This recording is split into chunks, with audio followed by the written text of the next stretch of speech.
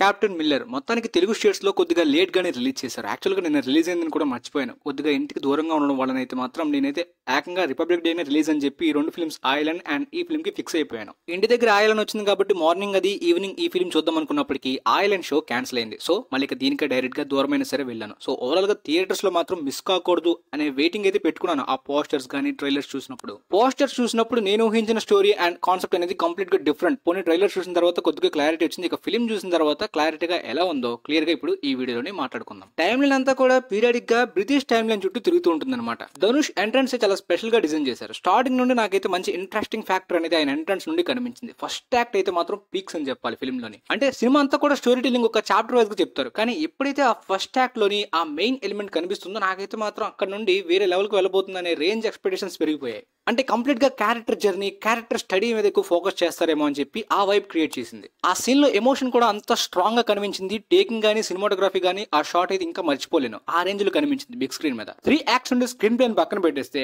Director chapter wise story telling ని ఎంచుకున్నారు. So ఆ విధంగా ఆయన స్టార్ట్ చేసిన చాప్టర్ 2 నుండి అయితే కొద్దిగా నార్మల్ ట్రాక్, సింపుల్ ట్రాక్ కి వెళ్తుందా అనిపించింది. చాప్టర్ 3 మాత్రం ఫ్యాంటాస్టిక్, సర్ప్రైజ్ చేస్తుంది. టేకింగ్ మాత్రం ఆ యాక్షన్ సీన్స్ బిగ్ స్క్రీన్ మీద వేరే లెవెల్ ఎక్స్పీరియన్స్ ఇస్తుంది. సో ఐమాక్స్ లో చూడండి అని చెప్పి వాళ్ళు రికమెండ్ చేశారు కదా, ఆ సీన్ అయితే మాత్రం పీక్ లెవెల్ ఉంటుంది. సో ఫస్ట్ హాఫ్ వరకు టేకింగ్ బాగుంటుంది అండ్ నెరేషన్ కూడా మంచి ఇంట్రెస్టింగ్ వేలోనే వెళ్తుంది. అండ్ ధనుష్ యాక్టింగ్ మాత్రం చాలా చాలా బాగా ఇంప్రెస్ చేస్తుంది. అఫ్ కోర్స్ ఆయన టాలెంటెడ్ అండ్ మంచి వెర్సటైల్ యాక్టర్ అనమాట. ముఖ్యంగా అగ్రెసివ్ సీన్ లో అయితే మాత్రం చాలా మంచి పర్ఫార్మెన్స్ ని అందిస్తారు. స్టార్టింగ్ లోని శివర్ని గారి ఎంట్రన్స్ కి చాలా మంచి రెస్పాన్స్ వచ్చింది. ఈవెన్ సందీప్ కిషన్ కన్నా ఎక్కువ రెస్పాన్స్ వచ్చింది అనమాట. సో జైలర్ ఇంపాక్ట్ గట్టిగా ఉంది. కాకపోతే రెండు క్యారెక్టర్స్ కూడా జస్ట్ క్యామియో, గెస్ట్ అపియరెన్స్ లాంటివి అయినప్పటికీ రెండు ఇంపార్టెంట్ క్యారెక్టర్సే, మంచి సర్ప్రైజింగ్ క్యారెక్టర్సే. ఇక సెకండ్ హాఫ్ స్టార్టింగ్ లోని కొన్ని ఎమోషనల్ ఎలిమెంట్స్ చూపిస్తారు గైస్. అది ప్రీవియస్ గా మనం చాలా తమిళ ఫిల్మ్స్ లో మాత్రమే కాదు, బ్రిటిష్ ఫిల్మ్స్ లో కూడా చాలా సార్లు చూసింది అనమాట. ఫర్ ఎగ్జాంపుల్ గా ఆపరేషన్ గానీ, బ్రిటిషర్స్ మన మీద ఎప్పుడు దారుణంగా బానిసల్లా చూడడం అనేది మనం థ్రిల్లర్ లో కూడా ఆ పాయింట్ అనేది కొద్దిగా డిసప్పాయింట్ చేసింది. ఎందుకంటే అలాంటి ఫిల్మ్స్ మనం ఆ ప్యాలెట్ తోటి చాలా సార్లు చూసేసాం. ఆ బ్రిటిష్ అనే వాళ్ళు మన స్లేవ్స్ గా చూడడం, వాళ్ళ మీద మనం తిరగబడడం, ఫ్రీడమ్ కోసం పోరాడడం, అంటే అది ఎప్పుడో జరిగిపోయిన ఈవెంట్సే మళ్ళీ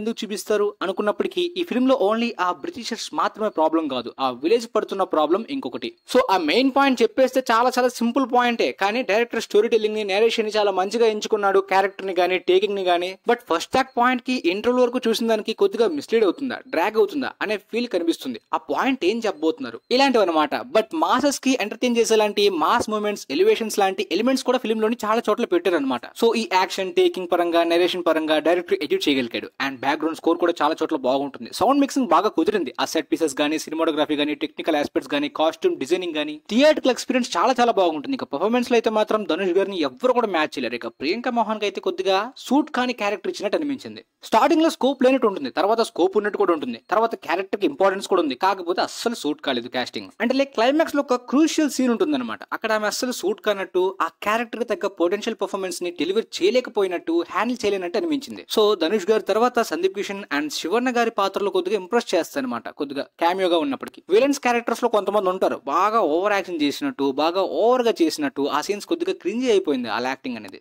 సో ఇక ఫైనల్ యాక్ట్ అంటే ప్రీ క్లైమాక్స్ వచ్చేసరికి సో ఇంతే నా పాయింట్. దీని గురించి అటు తిప్పి ఇటు తిప్పి చూపించారు అనుకున్నప్పటికీ క్లైమాక్స్ లో ఒక ఎలిమెంట్ మాత్రం నన్ను సర్ప్రైజ్ చేసింది. ఓకే, మనం ప్రీవియస్ గా కొన్ని విలేజ్ డ్రామాస్ చూస్తుంటాం, వాళ్ళకంటూ కష్టాలు ఉంటాయి. సో దాన్ని వాళ్ళు ఎలాగ దాన్ని దాటుకుని ఎలా అచీవ్ చేయగలిగారు, ఎవరు సహాయపడ్డారు, ఇలాంటి ఎలిమెంట్ అయితే ఒక పాయింట్ బాగుంది. బట్ ఓవరాల్ గా ఆ పాయింట్ అనేది ఈ స్టోరీ గురించి సింపుల్ గా అనిపించే వాళ్ళకి అందరికి నచ్చుతుందని చెప్పలేను. ఫైనల్ గా ఈ ఫిల్మ్ నేను రేటింగ్ 7.7/10. మీకు ఒక మంచి థియేటర్ ఎక్స్పీరియన్స్ ఉండేలాంటి మంచి క్వాలిటీ రస్టిక్ యాక్షన్ ఫిల్మ్ ని థియేటర్స్ లో చూడాలనుకుంటే ఖచ్చితంగా ఈ ఫిల్మ్ వర్తే. నేనైతే పోస్టర్ చూసినప్పుడు ఇది ఒక కంప్లీట్ డిఫరెంట్ జోనరా, వేరే విధమైన స్టోరీని ఊహించుకున్నాను. టీజర్ ట్రైలర్ చూసినప్పుడు కూడా కొద్దిగా క్లారిటీ వచ్చినప్పటికీ ఫస్ట్ యాక్ట్ మిస్లీడ్ పక్కన పెట్టిస్తే స్టార్టింగ్ లో ఒక చిన్న స్టోరీ లాంటి డైలాగ్ ఉంటుంది గైస్. మెయిన్ ప్లాట్ ని అక్కడ నుండే కనెక్ట్ చేస్తారు. సో అక్కడే వాళ్ళు క్లారిటీ ఇచ్చారు. చాలా సేపు సస్పెన్స్ తర్వాత నేను రిలీజ్ అయ్యాను.